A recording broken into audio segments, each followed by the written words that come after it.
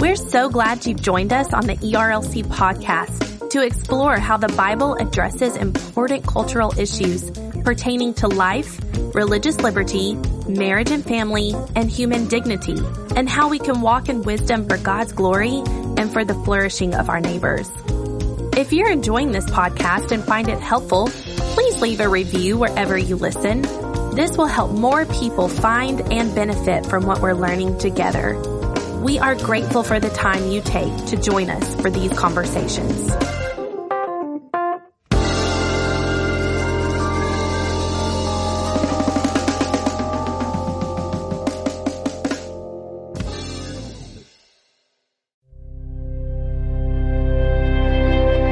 Dr. Robert George is a respected scholar, thinker, and Christian leader. At the ERLC's Leadership Summit, Dr. George gave a talk titled, Jesus Loves the Little Children, the Pro-Life Movement and Racial Reconciliation, in which he showed the connection between the cause of life, poverty, and family disintegration. These are issues that transcend race and require us to band together for the sake of transformation. We hope this talk educates and equips you as you uphold human dignity.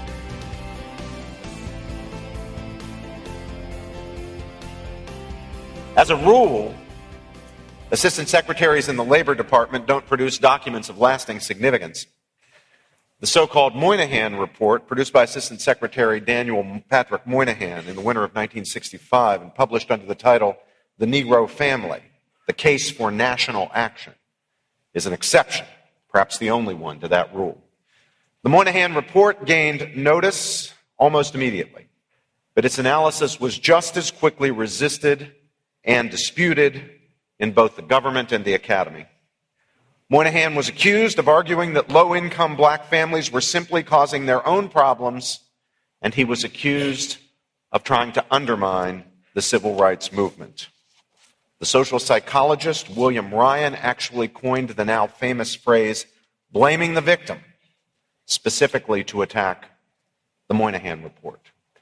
But my friends, Daniel Patrick Moynihan was a truth-teller. And when he was attacked and vilified, called a racist, accused of blaming the victim, profound emerging problem was left unaddressed. And fear caused others, fear of being called names, caused others to lose courage and not tell the truth. To the extent that Moynihan has portioned blame at all, it was to the long and ugly legacy of slavery and to the persistence of racism in American life. And his aim was, in any case, less to blame anybody than to describe problem. The problem first presented itself to Moynihan and his team in the form of a surprising divergence in the black community between unemployment rates and welfare application rates, which also coincided with rates of single motherhood, since essentially only unmarried mothers could apply for aid to families with dependent children. Until the late 1950s, the two indices had risen and fallen together. But starting in the late 50s, and this is what Moynihan noticed, welfare rolls and family breakdowns seemed to increase further and further, even when unemployment was low and the economy was strong. Moynihan realized that he was seeing something new and very deeply troubling. Most impressive in retrospect is that he understood that this emerging pattern was troubling above all, not for purely economic reasons, but for deeper, more significant reasons, reasons that are ultimately cultural.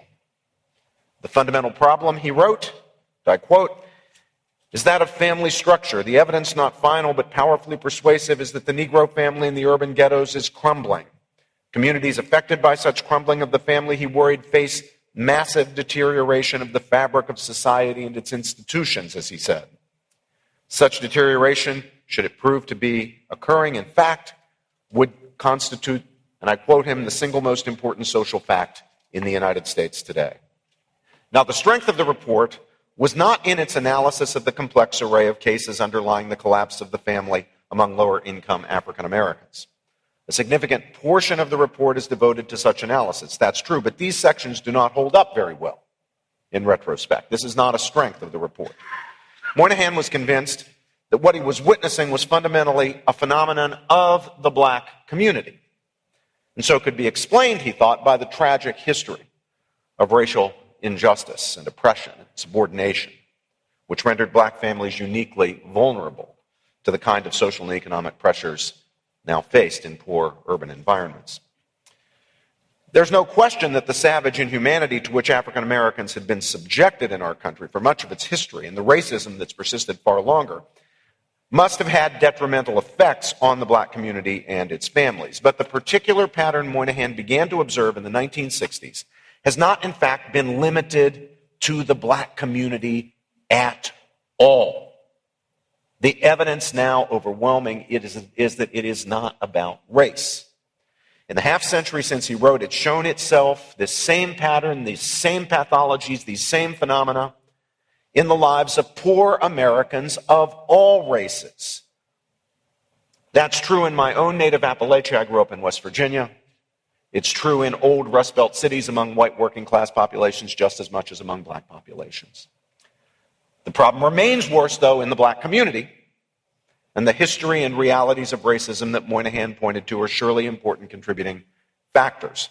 But the challenge of family disintegration plainly runs deeper and broader than race. And we're going to have to deal with it. Family breakdown appears consistently alongside American poverty. In this sense, Moynihan's analysis of the causes wasn't exactly on target. He saw it too much as connected to race. The facts haven't borne that out.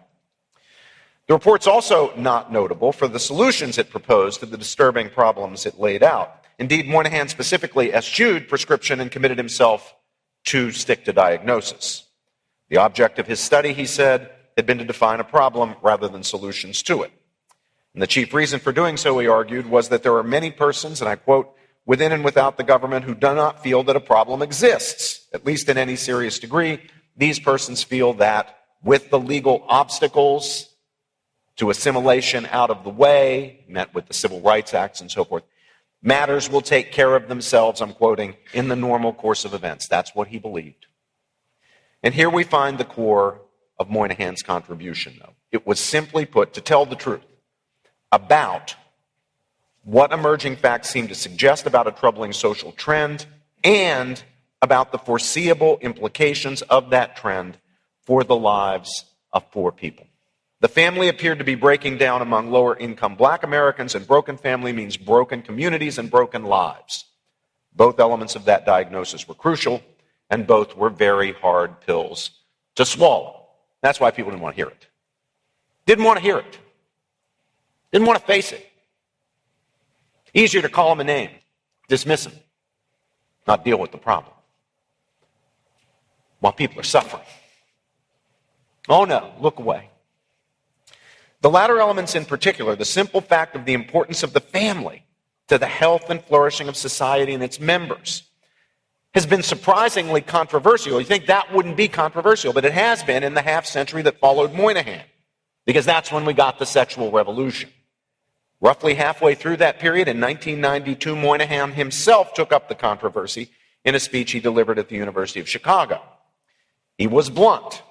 Despite President Johnson's personal interest in his arguments, Moynihan said, the years that immediately followed the report, the era of the Great Society, brought to power an approach to social science and public policy that made the problem he had diagnosed in 1965 much more difficult to address effectively and even to talk about honestly.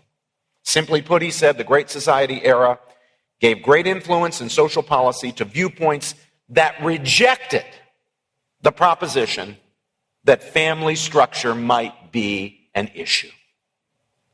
Well, that it's an issue is the understatement of the century. The most striking, even shocking feature of the sociological and to some degree economic literature in the several decades following Moynihan is the sheer lack of interest in the question of what family breakdown among the poor means, which no one could deny by 1992 was occurring.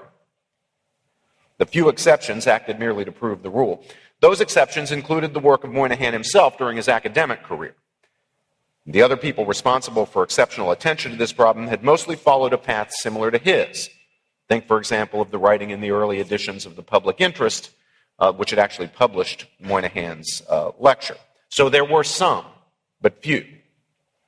Now, when he delivered that lecture, and it was 27 years after the report, Moynihan might have had some reason to suppose that finally his small band of truth-tellers were being heard.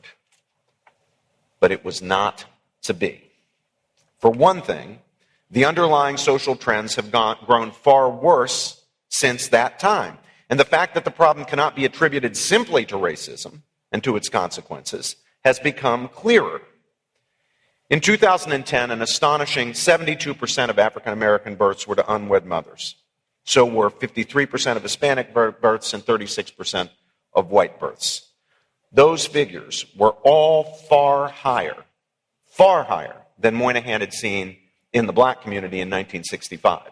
He was ringing the alarm bell when the out-of-wedlock birth rate reached 25% in the African American community and 5% in the general population. But now today, you've got the figures I just cited for you. And as a whole, 41% of children born, most recent data we have is for 2010, 41% of children born in the whole country are born to unwed mothers. If you look at children, at women in peak childbearing years, you're approaching 50%. That's catastrophic. And it's not happening at the upper end. It's not happening with affluent, well-off people, highly educated people who are in good shape. It's devastating the socioeconomically less well-off. And that rate, by the way, my friends, is growing fastest among whites. Between 1992 and 2010, births to unwed black mothers increased by 6%, while those to unwed white mothers increased by 59%. Moynihan was wrong to assume that the trends he was seeing in 65 represented a fundamentally race-based problem.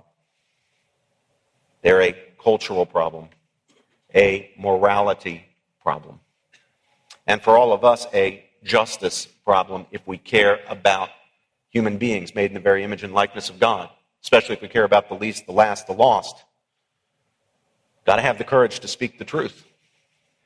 And what's more, the academic world has not grown any more hospitable to the notion that family structure is an essential social concern. It's still, academics, my fellow academics, in so many cases want to put their heads in the sand. You know why? Because they bought into, in so many cases, sexual revolutionary ideology. Nothing wrong with out-of-wedlock childbearing. Nothing wrong with extramarital sex. They've gone along with the glamorization of extramarital sex, the glamorization of out-of-wedlock childbearing. Remember Murphy Brown? Yeah. Dan Quayle was ridiculed for saying, we got a problem here. No, Hollywood wants to glamorize that. It's fine for Murphy Brown, the Murphy Brown character. Well off, she can afford governesses and fancy private education. How about the poor young women who are influenced by that? What about them? Who's going to take care of them? They're the victims. Hollywood can just pride itself on how liberal and open-minded we are. Somebody else pays the bill. Now, although some ground was surely gained in the 80s and 90s, much of it has been lost since then. And that's because we have new taboos now about telling the truth, new taboos about studying and discussing the implications of family structure. And those are hardening into something more than taboos. And that tracks the rise of the campaign to redefine marriage. Indeed, even many Republican politicians now shy away from arguments about the importance of marriage for fear of stepping on landmines in the same-sex marriage debate. They don't want to be ridiculed the way Dan Quayle was ridiculed. And now you get ridiculed even more because you raise the marriage issue, the family issue. Kids need dads. You're in big trouble. But as Moynihan noted a half a century ago, both the data about family formation and the centrality of family to the flourishing of society and its members simply cannot be denied. I mean, we know the truth now. It's just a question of going to speak it. We know it. You can't really hide it. It's there. It's all in. As the liberal Brookings Institution social scientist Isabel Sawhill recently put it in the title of an article, Dan Quayle was right. Of course, now that's buried on page 26. Today, far more even than when Moynihan penned his report, the implications of family disintegration, what that actually means in the lives of boys and girls, young men and women, are essential to understand. It's customary to describe these implications in economic terms.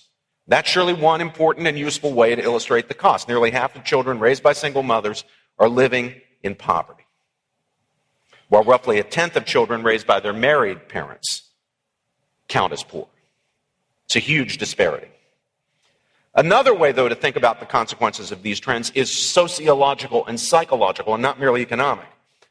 Another Brookings Institution scholar, Ron Haskins, recently summarized the effects of single parenthood on the children involved in this way. Quote, partial list of these effects, the Brookings Institution, a liberal think tank, the partial list of these effects includes an increase in the likelihood of delinquency, acting out in school or dropping out entirely, teen pregnancy, mental health problems, including suicide, and idleness, no work, no school as a young adult.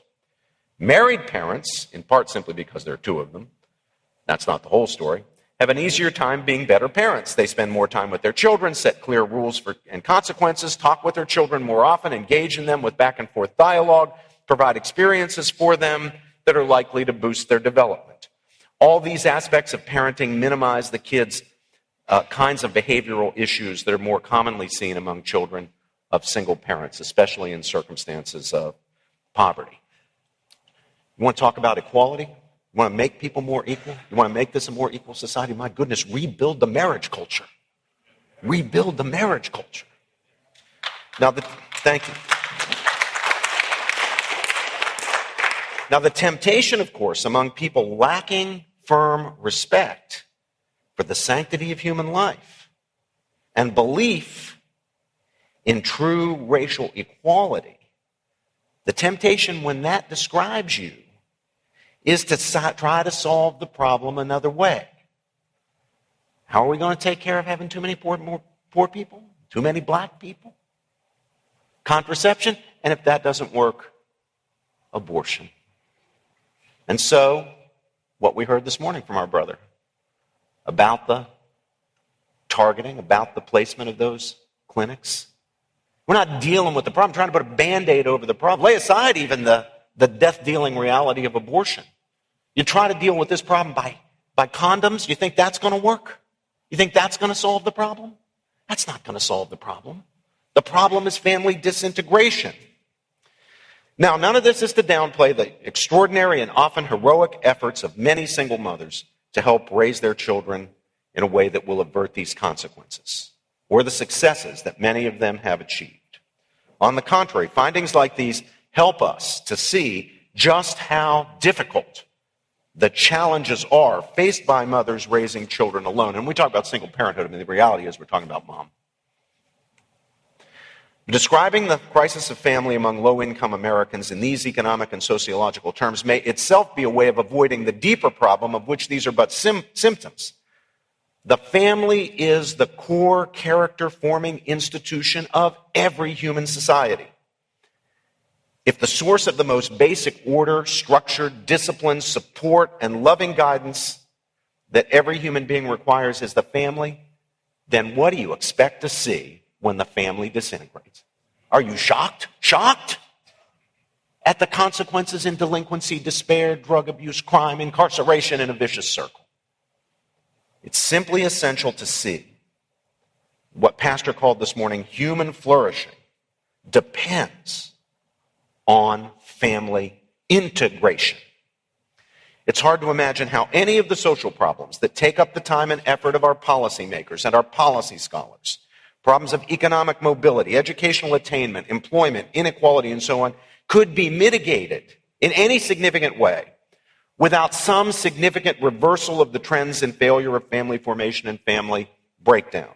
And these are ultimately human problems, problems of the soul, at least as much as they are economic and social problems, which tells us that that institution of human society that God has given us, whose job is soul craft, the church, has got to be centrally involved in this.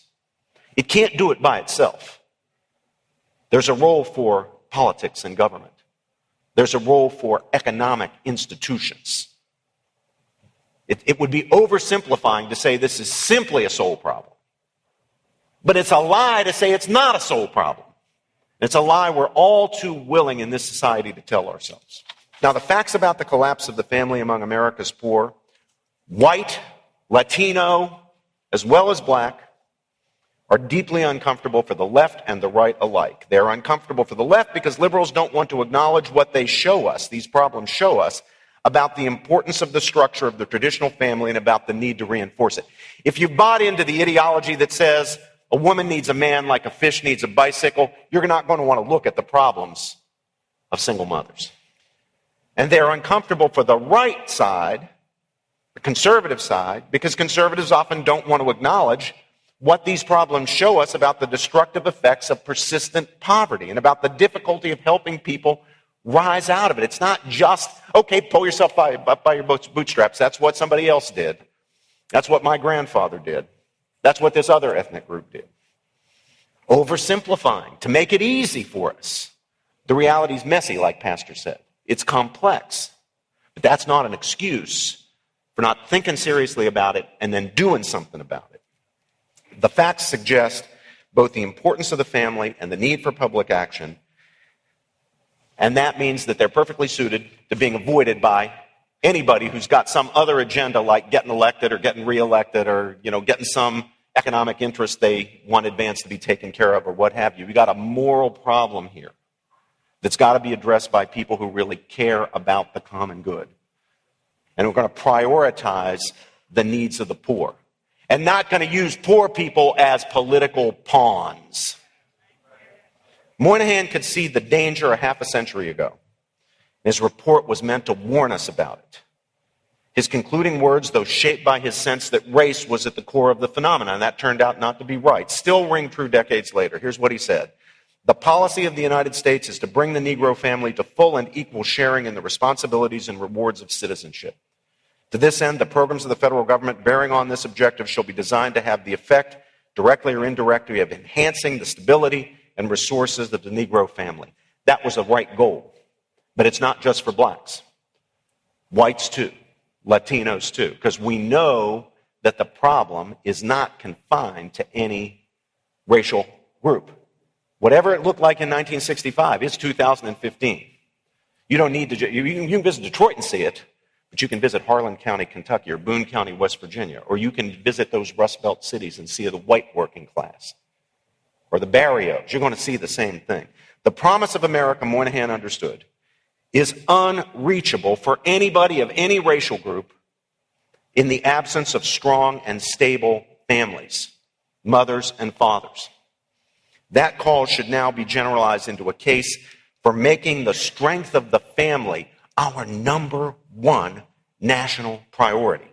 The lessons of the past half century, and especially the Great Society's mostly failed experiments, well-intentioned but failed experiments in social policy, can help us to think more clearly about the means by which this end could be achieved. They should lead us toward policies rooted in decentralized experimentation, where people can deal with people on a name basis, rather than consolidated, larger prescriptive programs. And they need to focus on empowering the institutions of civil society, beginning with the family, but the church, the civic association, the mutual support group, rather than displacing those institutions. Where government goes wrong sometimes, well-intentioned, it's when it usurps the authority and undermines the autonomy and the integrity of the institutions of civil society, trying to play their role, do their job. But the end was well laid out in Moynihan's prescient words. The end should be the reinforcement and recovery of the core institution of our society and every society, the marriage-based family.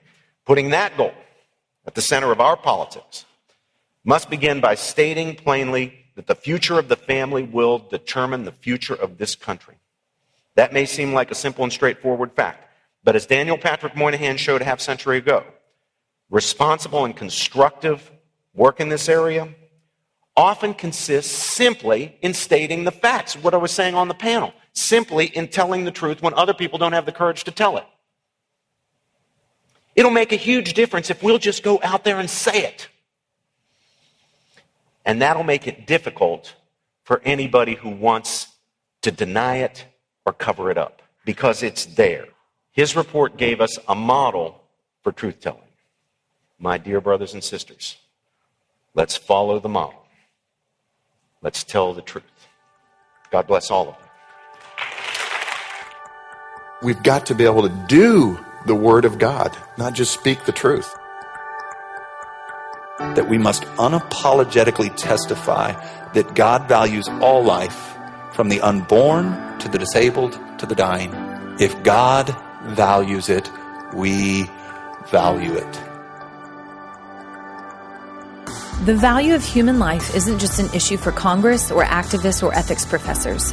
It's an issue for every single Christian and local church. The church is where the unborn are prayed over, where the widows are visited, where the orphan is adopted, and where the disabled and the unwanted are made heirs with the Lord of the universe. If fear is keeping you from loving people who are different from you, then fear is keeping you from God. The church must speak a prophetic gospel word to our culture of death. The cause of life is not a liberal versus conservative issue. It's a kingdom issue, and children of the King must stand up in defense of all of human life. Will you join us as we do just that this coming January? Come, march with us as we stand up for life in Washington, D.C., and stay for our 2018 Evangelicals for Life conference with focus on the family afterward. Learn more at evangelicals.life and use the promo code ERLC podcast to save 20% on registration.